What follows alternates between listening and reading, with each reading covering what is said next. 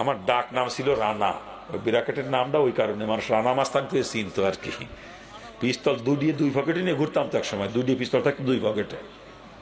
8জন 10জন bodyguard সাথে থাকতো, প্রত্যেকে অস্ত্রধারী ক্যাডার। আরে বাহিনী পুষতাম তো, বাহিনী পুষতাম। উপরে উপরে করতাম ছাত্রলীগ, তলে তলে কি করতাম জানেন? সর্বহারা নাম শুনেছেন নাকি আপনারা? সর্বহারা নাম শুনেছেন?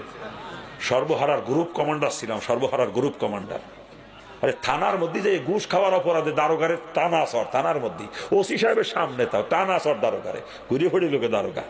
আমার কিছু করার ক্ষমতা ছিল না, কি করবে? আমি চাইলে থানা উড়ে দিতে পারতাম মাত্র 5 মিনিটের মধ্যে। 5 মিনিটের বেশি লাগতো না, এত বড় বাহিনী ছিল আমার, এত বড় বাহিনী, এত দাপট ছিল। মানুষ রানা মাস্তান পেছন কেউ ভয় করতো, সবাই ভয় করতো, কেউ ভালোবাসতো না কোনোদিন। সবাই ভয় করতো, কেউ ভালোবাসতো না। এখন মানুষ ভালোবাসে, এখন মানুষ ভালোবাসে, কেউ ভয় পায় না, ভালোবাসে। কিন্তু এক সময় সবাই ভয় পাইতো, ভালোবাসতো না কেউ। মানুষ যদি খালি শুনছে রানা মাস্তান আসতেছে, ভয়তে কিনা কোন দিক সরিয়ে দাঁড়াবে, রাস্তা সাইডে দিশে পাইতো না, এমনি রাস্তা পরিষ্কার হয়ে যেত এমনি। আমি তো সেই ক্যাডার, আমি সেই ক্যাডার, জাহান্নামের কীট ছিলাম, জাহান্নামের কীট। আল্লাহ আমারে বাঁচাইছে।